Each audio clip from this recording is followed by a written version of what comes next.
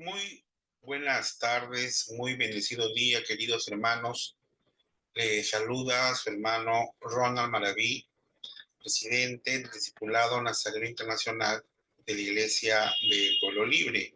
En esta oportunidad quería compartir con ustedes el material de diapositivas que hemos empleado en una capacitación que dimos a nuestros hermanos maestros de la Escuela Bíblica de Jóvenes y de Adultos, a quienes en días anteriores hemos dado una capacitación muy cortita, pero creemos que muy pertinente por los temas que se trataron. Y además pensando que estos temas les permitan a ellos una rápida aplicación, puesto que las clases ya iniciaron, las clases correspondientes a este año. Así que como tenemos las diapositivas, vamos a compartirlas. Claro, no vamos a hacer aquí una clase de tipo virtual ni nada que se le parezca.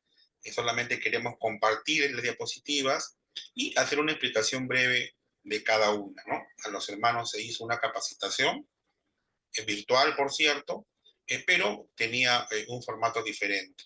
Aquí vamos a hacer más breves, pero no por eso el material deja de ser importante y creemos también útil. Por eso es que nos hemos animado en poder compartirlo con todos ustedes y espero que sea de mucho provecho. Bien, voy a compartir mi pantalla para poder mostrar pues el material e irlo explicando un poquito.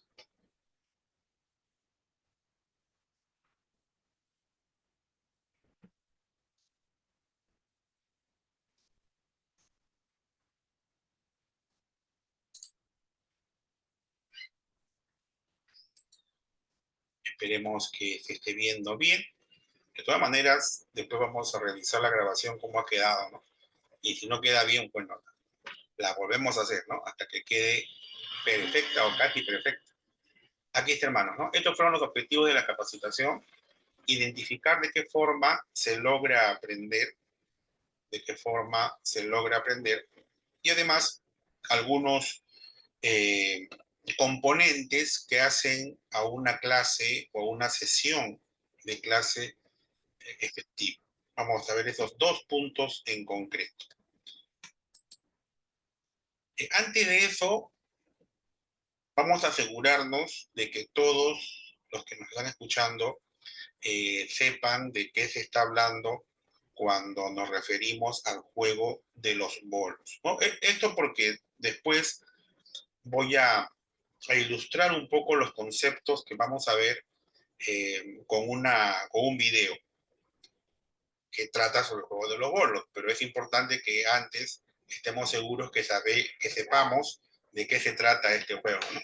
Así que van a ver aquí un video para, así muy cortito, ¿no? Para que sepan de qué se trata. Si en caso no saben, ¿no? A lo mejor sí conocen ya de qué se trata este juego de los bolos. A ver.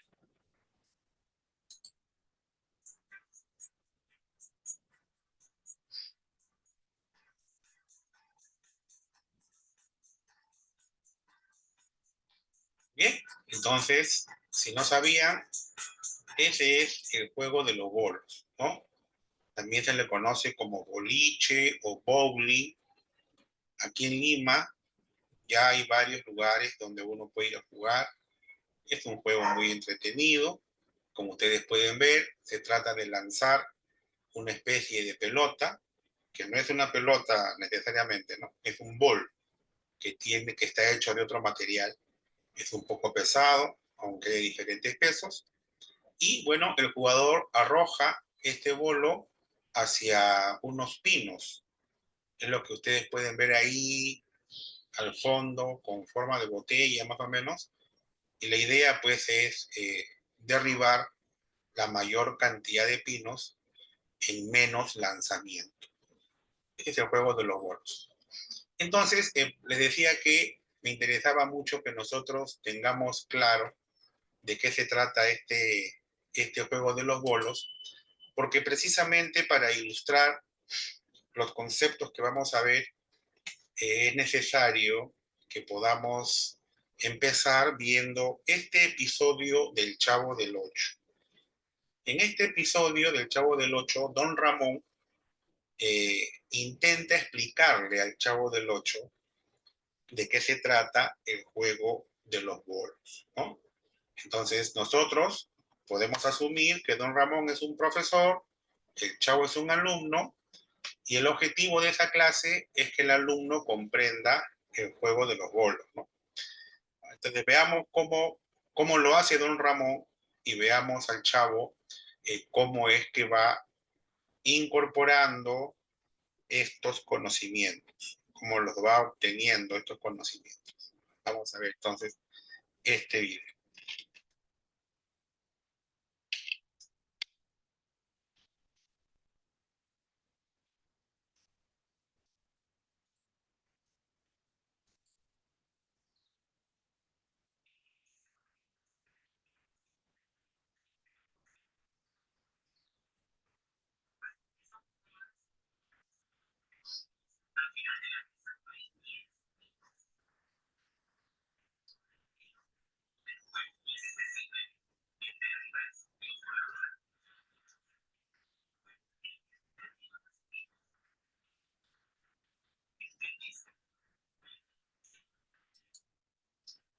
Bien, entonces, como ustedes han podido notar, don Ramón pues está explicándole de qué se trata el juego de los bolos al Chavo, ¿no? Y ahí en la pantalla pues aparece el Chavo, ¿no? Y hay una nubecita en donde se ve lo que él va pensando conforme don Ramón le va a explicar. Entonces, si imaginamos que don Ramón es un profesor, ¿no? Es un profesor y el Chavo es su alumno, indudablemente vemos que, que no se está logrando el objetivo del aprendizaje, porque lo que don Ramón va explicándole al Chavo, el Chavo lo está entendiendo de otra manera, ¿no? De una manera totalmente distinta. ¿Qué errores estaría cometiendo don Ramón, ¿no? Si es que asumimos que él es un profesor.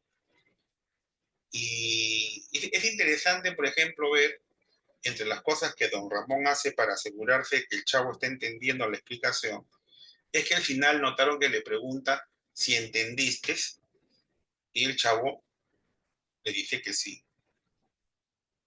Y don Ramón, bueno, se queda tranquilo, ¿no? Porque si el Chavo le dice que entendió, entonces él asume que efectivamente comprendió. Pero podemos ver nosotros que no ha sido así, ¿no? Que el Chavo ha entendido algo que no tiene nada que ver pues con el juego de los bolos, ¿no? Estaba entendiendo prácticamente en forma literal lo que don Ramón le estaba explicando. Y muchas veces pasa eso, ¿no? En una clase, en una sesión de clase, muchas veces pasa que los profesores, los maestros, eh, hablamos, exponemos, desarrollamos el tema y los alumnos nos escuchan y nosotros como maestros estamos pensando que los estudiantes, que además se ven muy atentos, ¿no? Como acá el Chavo se ve muy atento y creemos que eso estaría asegurando de que lo que estamos explicando los estudiantes lo están entendiendo, lo están entendiendo. Incluso, así como don Ramón, también al final podemos hacer una especie de evaluación y hacemos algunas preguntas y nos contentamos cuando nuestros estudiantes repiten lo que nosotros hemos explicado y creemos que con eso ya tenemos la garantía de que el alumno entendió o comprendió. ¿Bien? Entonces, vamos a ver algunos principios, algunos nada más, algunos principios del aprendizaje y van a notar ustedes que es necesario tomar en cuenta determinados factores para asegurarnos que no ocurra como ocurrió con el Chavo, con nuestros hermanos estudiantes en la escuela dominicana. Aquí van, hay muchos principios, yo acá he considerado solamente algunos que me parecen sumamente pertinentes, ¿no? Primero habría que hablar que el aprendizaje debe ser un aprendizaje significativo. ¿Qué cosa quiere decir eso? Quiere decir que la información que el estudiante va a recibir debe ser una información que él pueda conectar con la información que ya trae, ¿sí? Que la pueda conectar, que la pueda enlazar, que la pueda complementar. La información nueva con la información que ya trae. Por eso que fíjense ustedes ahí en el primer círculo de fondo blanco, dice, el estudiante llega a clase con información y experiencia. Todos los maestros tenemos que asegurarnos de identificar esa información y esa experiencia. Tenemos que convencernos en primer lugar que el estudiante viene ya con información, no viene con la cabeza vacía. Viene con información, viene con ciertas experiencias, y cuando él nos escucha, el tema que estamos desarrollando, esa información nueva, él la ingresa y la contrasta con la información que ya trae. La contrasta. Esa información nueva la va a incorporar de una manera efectiva si es que esa información nueva logra compatibilizarla con la información que ya trae.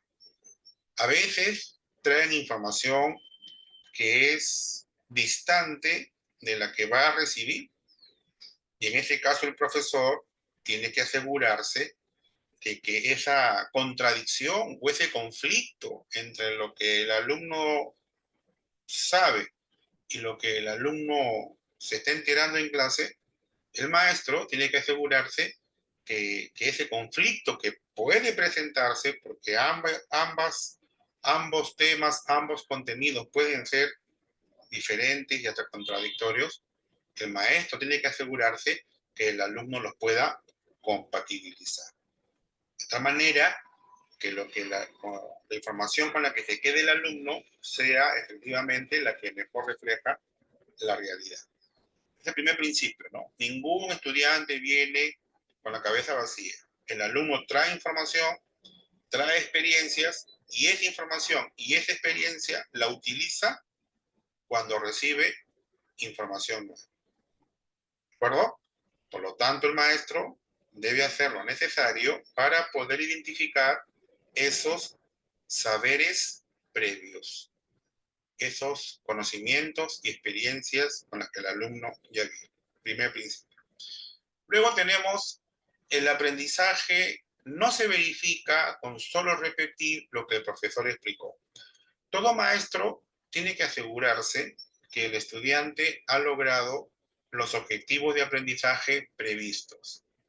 Tenemos que desarrollar estrategias de evaluación que nos aseguren que efectivamente el estudiante ha logrado los objetivos de aprendizaje. No es la mejor estrategia que el alumno repita lo que nosotros hemos dicho. Es decir, si usamos nosotros a un mecanismo de evaluación, algún instrumento de evaluación, y este instrumento de evaluación me permite verificar que el alumno es capaz de repetir lo que yo he dicho, eso no puede ser suficiente para que uno como maestro pueda tener la seguridad y la garantía de que el alumno aprendió. Tenemos que buscar otras estrategias que nos permitan reconocer si aprendió el alumno en la medida que éste sea capaz de poder aplicar, incluso en contextos diferentes, las enseñanzas que ha recibido en una clase. El alumno es capaz de aplicar el conocimiento, no repetirlo nada más, sino de aplicarlo a alguna realidad, de esquematizarlo, de resumirlo, de compararlo. Tenemos que entonces desarrollar estrategias que nos permitan ir más allá de la mera repetición de lo que el maestro ha dicho en aula. Otro principio es muy importante: el protagonista del aprendizaje no es el profesor, sino es el estudiante. Es verdad que hablamos de un proceso de enseñanza, aprendizaje. Pero todas nuestras estrategias tienen que estar centradas en el aprendizaje, en el estudiante. Un profesor puede ser muy locuaz para exponer, puede tener una amplia cultura general y por ese motivo puede decidir que la mejor estrategia didáctica y de aprendizaje es que él exponga su clase. Pero eso es pensar en el maestro. Y la idea no es poner en el centro al maestro, sino poner en el centro al estudiante. Y pensar en estrategias que se ajusten al estudiante principalmente. Determinados temas, determinados contenidos, ¿cómo puedo yo lograr que los aprenda el estudiante que tiene determinadas características? ¿De acuerdo? El otro principio es, a más participación del estudiante, más aprendizaje. Si nosotros queremos lograr que el estudiante aprenda, necesariamente tenemos que involucrarlo más en la construcción de conocimiento. Tenemos que hacer más participativa nuestra clase. El estudiante no puede permanecer pasivo. El estudiante no puede limitar recepcionar la información simplemente a lo auditivo, ¿no? Como el profesor desarrolla la clase de manera expositiva, el estudiante sentado en su carpeta solamente escucha y las pocas veces que habla es para pedir que el profesor repita o ponga un ejemplo. Es decir, mientras la clase sea más participativa, en la medida que el estudiante pueda tener un papel más protagónico, en la medida que el estudiante pueda construir él mismo el conocimiento y no recibirlo por transmisión, en esa medida el estudiante va a lograr aprendizajes más efectivos. ¿De acuerdo? Entonces, estos son algunos principios del aprendizaje que a mí me parecen claros y que son fundamentales al momento de planificar nuestras clases. Aquí tenemos lo que se conoce como la pirámide del aprendizaje, que fue propuesta por Edgar Dale, que planteó una serie de ideas que luego muchos han aplicado a lo que es precisamente el proceso de aprendizaje. Pero aquí sería bueno señalar que esta propuesta de Edgar Dale es muchas veces rechazada o resistida por muchos educadores, porque sostienen pues que no tiene un sustento empírico o no está respaldada por la investigación científica. Fíjense, nosotros, con los casi 30 años que tenemos como maestros, podemos decir que lo que esta pirámide del aprendizaje señala es muy útil al momento de diseñar tu clase. Es muy útil al momento de planificar y de realizar tu clase. Hay algunas cuestiones, pues, ¿no? Que quizás no sean tan exactas, pero la idea que se ilustra en esta pirámide de la aprendizaje yo creo que es correcta. Yo creo que es correcta. Y creo que además los trabajos de investigación que se hacen respecto a cómo se aprende, creo que están avalando lo que en algún momento dijo Dale, por lo menos en ciertas partes. En general, lo que esta pirámide del aprendizaje nos dice es que mientras más participativa sea una clase, mejor van a aprender los alumnos. Es decir, mientras los alumnos puedan tener un papel más activo en la generación de conocimientos, en la construcción de su propio conocimiento, su aprendizaje va a ser más efectivo. Yo diría que esto ilustra lo que esta pirámide nos quiere decir. Veamos un poco de qué se trata. Fíjense, dice, ¿no?, que en la pirámide, en la cúspide de la pirámide, nos hablan de determinadas actividades en el proceso de aprendizaje. Por ejemplo, leer. Si tú solamente te limitas a leer para aprender, nos dice ahí que solamente vamos a retener el 10% de lo que leemos, ¿no? Solamente retenemos el 10% de lo que leemos. Con sinceridad, yo no sé si estos porcentajes, pues, no son así de exactos. Realmente creo que no, es un poco difícil verificar eso. Pero lo que sí es verdad es que si tú limitas el aprendizaje a solamente la lectura, probablemente no vas a retener mucho. O tu aprendizaje se va a hacer menos eficaz. ¿De acuerdo? Pero si nosotros, además de leer, podemos escuchar, ya no solamente leo, también puedo escuchar.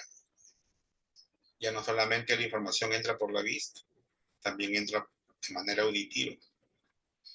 Entonces ya estamos empleando más canales. Por lo tanto, mi aprendizaje va a ser mejor. Ahora, si además uno puede observar, si yo puedo observar el objeto del conocimiento, el objeto del aprendizaje, mejor todavía. Eso no quiere decir que no voy a leer. Ah, ya, entonces como cuando leo solamente retengo el 10%, entonces ya no voy a leer, solamente voy a ver. No, de eso no estamos hablando, ¿no? Esa es una incorrecta interpretación de la pirámide. Esto dice, si yo puedo leer, escuchar y además puedo observar, entonces más voy a retener, mejor voy a aprender. Esa información nueva que se va a enlazar con mis saberes previos va a ingresar y se va a quedar ahí de una manera más duradera y por lo tanto más eficaz. Mejor voy a aprender. Igual, ¿no? Fíjense ustedes, dice ahí, si además de leer, escuchar y ver, ¿no es cierto?, yo puedo expresar lo que he aprendido, lo puedo verbalizar o lo puedo expresar por escrito. Entonces va a ser mucho mejor. Ya no solamente lo veo, no solamente lo escucho, sino que también lo voy a poder decir, lo voy a poder expresar en una exposición, por ejemplo, o cuando le explico a un compañero. Estoy yo verbalizando lo que he visto, lo que he escuchado, ¿de acuerdo? Y además puedo expresar. Mucho mejor todavía. Ahora, si además de ver, escuchar, decirlo, ¿no?, expresarlo, además nosotros podemos hacer, es decir, si podemos ser parte de aquello que necesito aprender, entonces va a ser muchísimo mejor. Muchísimo mejor. ¿Por qué? Porque mejor voy a retener, mejor lo voy a aprender. Vamos a poner un ejemplo, ¿no? Imagínate que yo te quiero explicar las características de un árbol. Y mi clase solamente es una clase en donde el profesor habla, ¿no? Hablo de lo que es el árbol, sus características, sus partes, etc. Bueno, ahí tú me estás escuchando. A lo mejor antes te hice leer, ¿no?, un artículo, te hice leer un artículo del árbol.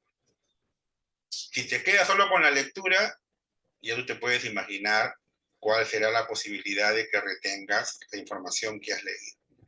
Pero si después de eso tú me vas a escuchar, bueno, ya leí, por escucho al profesor, estoy entendiendo un poco mejor. Pero si además después yo te pido que tú hagas un resumen, que tú expreses con tus propias palabras, o que tú hagas una exposición, entonces va a ser mucho mejor. Pero fíjate que en todas esas cosas en todas estas actividades y estrategias, leer, escuchar, verbalizar, en todas ellas todavía el estudiante no tiene una participación más activa, ¿no? ¿Qué pasa si para explicarte el tema del árbol te llevo a un parque, ¿no? Y te hago tocar el árbol? ¿No sería mejor? ¿No sería eso más participativo? Y te hago ver distintos tipos de árboles, sus partes, las formas distintas de sus hojas. Imagínate, sería mucho más participativo si te hago ser parte de una actividad en la que con una semilla comienzas tú el sembrado de un árbol, ¿no? Pones la semilla, pones la tierra, el agua, la pones en una maceta, todo el procedimiento. La ves crecer, ahí tienes tú una participación más activa, ¿sí o no? Estás haciendo, estás experimentando. Eso, esa estrategia en donde tú puedes hacer, resulta siendo entonces mucho más efectiva. Ojo, no quiere decir que lo anterior no lo haces. También lo haces. También voy a leer, también voy a escuchar, también voy a exponer, también voy a escribir, pero también voy a participar. Ahora, necesariamente no estamos diciendo que tengas que hacerlo todo. Puedes hacer algunas. Pero la idea aquí importante, y fíjate cómo se vincula con los principios de lo que estábamos hablando hace un ratito, aquí lo importante es que tú tienes una mayor participación en la construcción del objeto del aprendizaje, en la construcción de tu conocimiento. De esa manera, la clase no solamente se hace más efectiva en términos que vas a retener mejor lo que tienes que aprender, sino que se hace también más divertida. Tú disfrutas más tu experiencia de clase, sobre todo si la comparas con esas clases en donde solamente el profesor habla y habla y habla. Y tú escuchas y escribe por ahí lo que el profesor dice. Eso no asegura el aprendizaje. Y si quieres, ponte a pensar en tu experiencia personal. ¿Cuánta de la información que tú has recibido en tus etapas formativas, sea en la escuela o sea en la universidad, cuánta de esa información realmente has retenido? Si lo analizas, te vas a dar cuenta que la información que has retenido es la que más has aplicado. Es la que más has aplicado. Es aquella en la que más tú has participado haciendo las cosas. ¿De acuerdo? Es verdad que existen muchas restricciones, ¿no? Existen muchas restricciones respecto a los materiales, el ambiente y hasta el tiempo que uno tiene, ¿no? Por ejemplo, en nuestra escuela dominical en Pueblo Libre solamente tenemos 1 hora para desarrollar una lección. Y eso se hace muy difícil en 1 hora poder hacer todo lo que uno quisiera, ¿no? Sin embargo, se puede. Sin embargo, se puede. Si es que tú tienes muy claro estos principios. Lo importante es que a partir de estos principios tú puedas planificar bien tu clase. Y precisamente lo que vamos a ver a continuación es justamente eso, ¿no? Es cómo planificamos una sesión de clase.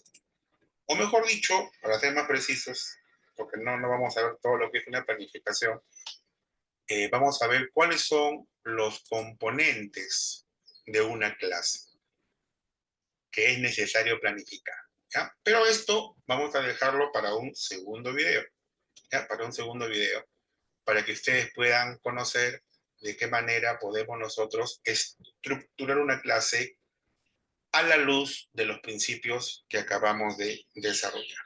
Por ahora, lo dejamos ahí y estos días, quizás mañana o pasado mañana, vamos a subir la otra parte del video. Espero que de ahora les haya gustado y sea de provecho. Muchísimas gracias, hermanos. Que Dios los bendiga y seguiremos en contacto. Muchísimas gracias. Bendiciones.